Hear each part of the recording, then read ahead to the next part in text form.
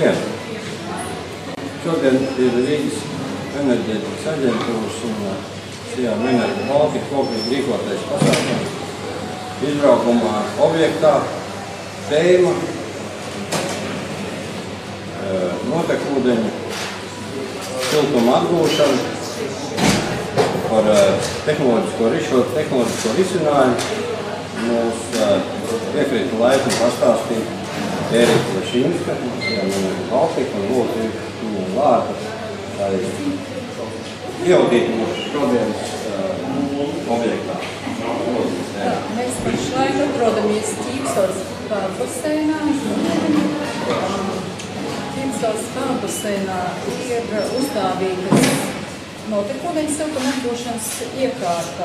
Pašlaik ir viena iekārta uzstādīta. Tiek plānots 16. un 17. gadā varētu būt vēl viena iekārta uzstādīta, kas tieši apkalpos filtru skalošanas notekūdeņus. Šobrīd ir izmantoti tikai dušu notekūdeņu siltums. Šo notekūdeņu siltumu tālāk atdod atpakaļ karstā ūdens sistēmā šo pašu dušu ūdens sagatavošanai. Izejā no iekārtas mēs varam sasniegt virs 35, pat līdz 40-42 grādiem. Tad var iedomāties, kāds mazs kriksīts ir vajadzīgs pielikt klāt no siltuma tīkliem, lai sasildītu līdz vajadzīgai temperatūrai. Šajā konkrētā objektā ir ļoti ekonomisks risinājums attīstīts. Uz dušām tiek padots uzreiz sagatavots ūdens 38 grādīgs. Tātad no tiem 35 grādiem, kas izejā no iekārtas, mēs jau gandrīz nodrošinām dušu patēriņu. Kāda lūdzu ir apmēram tā ūdens sauplūde karstā aiziet kanalizācijā no dušām? Kāds apjoms diennaktī, stundā vai gadā? Pirms tika uzsākts projekts, tika apzināti notekūdeņu daudzumi. Tie bija 2 kubikmetri stundā. Šāds te apjoms notekūdeņu daudzums no 8 līdz 11 vakarā. No 8 rītā? Jā, no 8 rītā līdz 11 vakarā, kamēr dušas strādā. Un iekārta tika izvēlēta ar ražīgu 1,8 kubikmetru stundā ar aprēķinu, lai akumulētais ūdens arī pietiktu naktas stundām. Iekārta strādā pēc iespējas ilgākas stundas, attiecīgi atmaksāšanās periods ir veiksmīgāks. Tagad, kāda izdevās sasniegt veiktspējas koeficientu? Vai vidējo, vai maksimālo? Iekārtai ir nepārtraukti konstants efektivitātes rādītājs.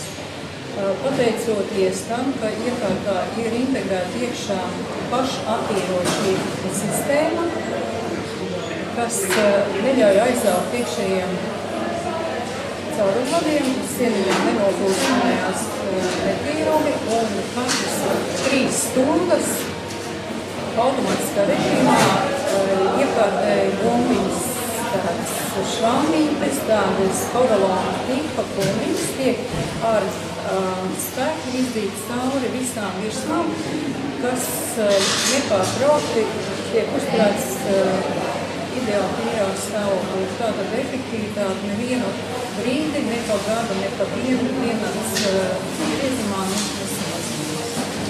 Un skaitliski, kāda burts ir vērtīga, lūdzu? Saucamais COP. Šai iekārtai konkrēti šis COP ir 1:11. Tātad uz vienu patērēto elektrības vienību mēs karstā ūdens apgādē atdodam 11 līdz 12 vienībām siltumvienības. Lūdzu, kādi jautājumi klātsošiem arī jau lejā? Tātad ieguldījums, kas atmaksājas, tā iekārta Jā, parasti tā, lai mēs jau redzam, ka tie patēriņi ir nevienīgi. Ja, ir stundas, ka nekas nenotiek, un viens patēriņš. Tad šīm vajadzībām ir vajadzīgs arī akumulācijas tēknis. Tad mēs uzkrājam šo noteikti ūdeni akumulācijas tēknēs, un attiecīgi arī tīrajā pusē ir akumulācijas tēknis. Un tad šo sistēmu visu kopumā skatoties, atmaksāšanās laiks, tas arī ir atkarīgs no konkrēta objekta, jo ļoti daudzos objektos jau ir akumulācijas tēknis, jau ir vienkārši basēnā pārplūdes tēknis, tad ir diezgan daudz jau esoši elementi, kas ļauj samazināt sākumējās izmaksas. Un pati iekārta, ja runāju par pašu iekārtu, tad iekārta atmaksājās līdz 2. Ir objekti 2,5 gadi, apmēram 2 gadu robežās jau iekārta ir atmaksājās. Tas ir pie 2 stundā, ja? Šī ir konkrētā gadījumā, jā. Iekārts mūsu konkrēti Menergas ražotāju iekārts sākot no 0,8 kubikmetru stundā par tādu režīmu. Ir citi ražotāji, kas nosaka to individuālo māju un ir privātu māju sektoru. Menergas ražība ir 0,8 un tad tālāk jau vairs nav ierobežojumi, jo tie bloki tiek kombinēti pēc vajadzības. Tā pusili, tā ūdens tvertne ir kā 20 kubikmetri, cik? Tas pusili pēc ūdens. Jā, tātad šo te mēs arī vienmēr aprēķinām, kāds mums akumulācijas. Šajā mājā bija esoša akumulācijas tvertne un jau noteikti ūdeņi betonēta, tāda pakrāla akumulācijas tvertne, jo te ir gan arī filtru skološana un ļoti apjomīgs ūdens daudzums. Kāds ir temperatūra? Principā, cik nāk laukā no dušām? No dušām, tā mēs īsti neesam mērījuši. No dušām 28, 30, pat līdz 30 grādiem. Tas viss atkarīgs no sistēmas izveidojuma, cik gars ir maģistrāls, cik stāv. Mums ir arī šāds iekārts uzstādīts arī uzstādīts tāds kopums. Tur otrā pusē tur ir divas vēl iekārtas iekārts. Mēs paši tur mērījām tos notekūdeņu gan daudzums, gan temperatūras. Tādās 7 stundās tā temperatūra 11 stāvīgai mājai pagrabā ir 28 grādi, mēs mērījām. Un 2 stundās tad ir liels patēriņš dušas un neizpakaļošana, tad tur ir visu 30 grādi. Tas ūdens kanalizācija tiek salāts kaut kādā brīdī, vai ne? Jā, viņš tiek akumulēts akumulācijas tērpē. Un iekārts ražība tiek iemeklēta, lai viņi pēc iespējas maksimāli strādā. Maksimāls stundas skaita līdz pat 24 stundām dienā. Tātad akumulējam notekūdeņu akumulācijas tērpnē, ar cirkulācijas sūkni padodam uz iekārtu. Tad vēl ir rupjodeļu filtrs, tauku filtrs, tauku tērājs. Ja? Un tad caur iekārtu, caur siltummaiņu un siltumsūkni abi tie kombinācijā.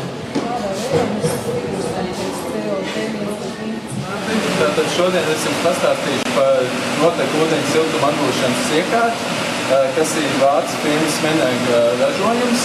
Tātad šī iekārta atgūst siltumu no notekūdeņiem un uzsilda svaigo augsto ūdeni. Tātad tas tiek panākts kombinācijā ar siltummaiņu un siltumsūkni. Tātad sākumā notekūdens pūst caur siltummaini un priekšsilda svaigo ūdeni, un tālāk jau atlikušo siltumu atgūst siltummaiņas.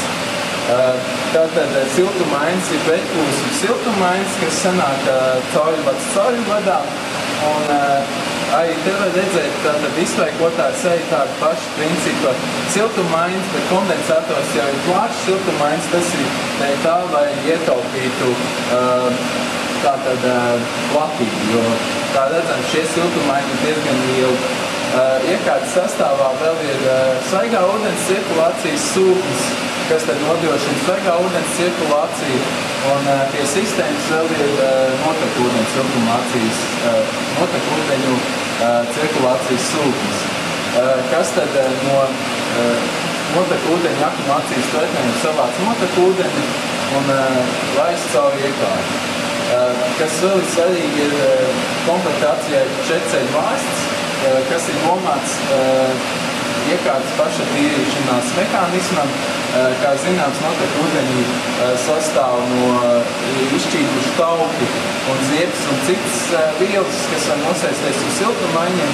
Tādēļ ļoti svarīgi šo siltumaiņas iztīrīt. Tas tiek panākt ar abrazīvām modītēm, kas tad šo 4-ceļu vāstu tiek dzīts no viena gala uz otru. Tā sekmējot, kad siltumaiņa efektivitāte nezūd ar laiku. Siltumaiņa var arī aprīkot drošības sistēmu. Tas nozīmē tā, ka siltumaiņa ir iestrādāta kapilā, kas ir zem spiediena ar slāpekli. Tas ir dēļ tā, ja siltumaiņas ir bojāts vai kaut kā savādāk, tad, kad notiek ūdens pārplūst uz svaigu ūdeni, nostrādā sistēma un iekārta beidz strādāt. Tad mēs nepieļaujam notiek ūdeņu ieplūšanu svaigajā ūdenī. Kā arī siltumaiņu no speciāla sakausējuma, lai arī varētu atgūt siltumu no agresīviem notekūdeņiem, kas ir baseinos un, piemēram, meitas mazgātuvās un tam līdzīgi. Svarīgi vēl ir pieminēt efektivitāti. Šī iekārta tātad kombinācijā ar šiem komponentiem sasniedz COP aptuveni 11, kas nozīmē patērējot vienu vienību elektroenerģijas, mēs iegūstam 11 vienības siltumu. Šīs iekārtas ir pieejamas sākot ar caurplūdu 0,8 kubstundā, kas diennaktī apmēram ir 20 kubi. Tātad šo iekārtu, lai izmantot, kur ir daudz notekūdeņu, tie būtu, piemēram, daudz dzīvokļi vai baseini, vai, piemēram, tepat ETU dienas viesnīcās ir iekārta uzstādīta. Vēl pieminēšanas fakts vērts ir, kad daudz dzīvokļu mājām karstā ūdens uzsildīšanai vajadzīgo enerģiju tiek samazināta līdz 60% un baseinos tie ir pat līdz 90%.